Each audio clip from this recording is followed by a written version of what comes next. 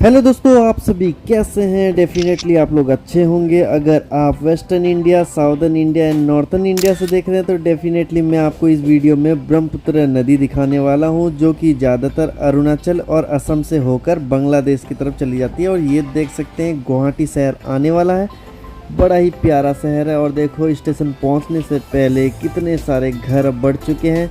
जैसे ही कोई बड़ा स्टेशन आता है तो बड़े बड़े घर बहुत ज़्यादा हो जाते हैं। ये देखिए आप, अब आपको दूर से ब्रिज भी दिखाई दे रहा होगा, वो देखिए आप, तो वही है ब्रह्मपुत्र नदी वाला रेलवे ब्रिज।